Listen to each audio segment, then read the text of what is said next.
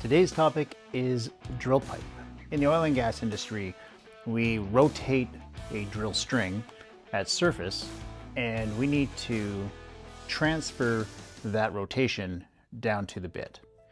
And sometimes our drill strings can be tens of thousands of feet long.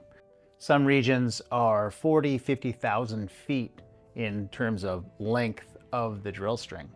So we use what we call drill pipe to connect the top drive or the Kelly down to our bottom hole assembly or BHA.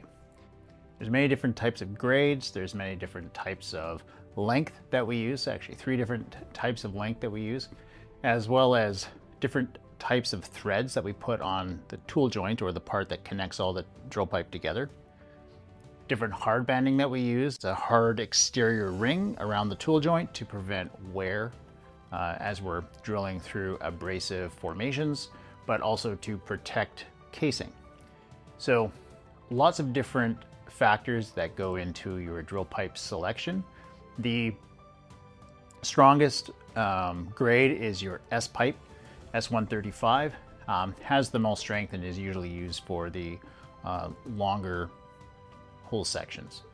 But what I wanted to talk about today is some common mistakes or mishandling of pipe that occurs on the rig.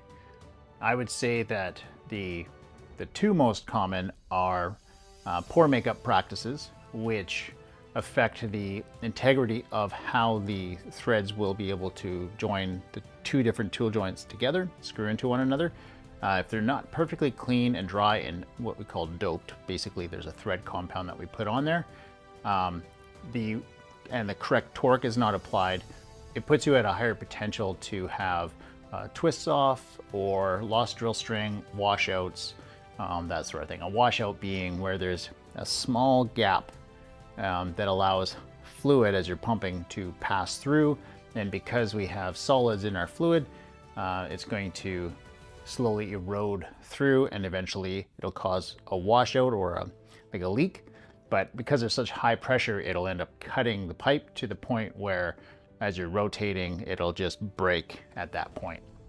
Another common mishandling is using what we call tongs, basically a wrench on the rig floor, to make up or break out the drill pipe, and only using one tong. So if you can imagine, you put your drill pipe into the rotary table and you set your slips and it's sticking up, and now you're going to make up or break out the upper joint from the lower joint. When you do that, you're applying torque against the slips and against the pipe body, and the pipe body is not designed to take that kind of torque. So in effect, you're stressing the pipe body just below your tool joint, and it is a very common failure point. Either can cause cracks, which eventually become a washout, or it can actually just be weakened mechanically from that stress and it'll snap as you're drilling. I see a lot of videos still of people using spinning chain to make up connections, and this is an example where the guy doesn't throw the chain good and it doesn't make it all the way up onto the upper pipe. So you can see that it's binding inside the threads, which is essentially gouging the seal faces. You can imagine as you screw it together, you've got the upper and lower sealing faces that are going to come together, and you're going to have a metal to metal contact, and that metal to metal contact is the seal face.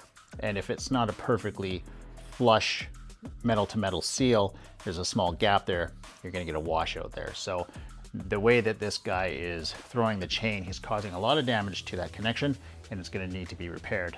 Now we do inspect the pipe, and there's different intervals that we use based on rotating hours and the type of environment that the pipe is in.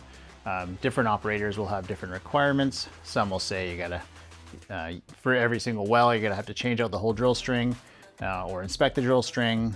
And what you do is you have inspectors come out and they're going to check for the pipe body to make sure it's straight, that the internal coating is okay. They'll actually run like a trolley across it to check for cracks. They'll do magnetic particle inspection of the threads to make sure that there's no cracks around the thread where it meets the rest of the tool joint or the sealing face. They'll check the threads themselves to see if they're worn or galled, if there's any kind of damage to the threads, as well as the hard banding itself. There's a few other checks that we do, but those are kind of the main ones. So we can recut the threads and resurface the sealing face, and we can also apply new hard banding as it wears out. The important thing here is that your drill pipe connections are going to have a limited amount of cuts. So you can imagine that you've spent or invested a lot of money on all this drill pipe, hundreds and hundreds of joints of drill pipe. And it can cost millions of dollars to have all that drill pipe. So if you have rig crews that have poor makeup practices and it causes damage to those threaded connections, and you're constantly having to recut those connections, you're going to shorten the life cycle of the drill pipe, the amount of times that you're going to be able to cut and reuse it.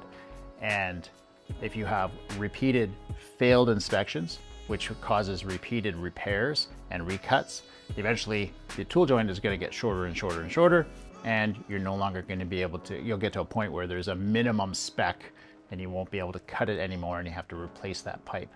So you can imagine if you've spent millions of dollars and now you've got to replace all that pipe, and you should have, through good pipe connections, makeup and breakout connection practices, extended that life maybe another year, 2 years. You're spending a lot of money on drill pipe.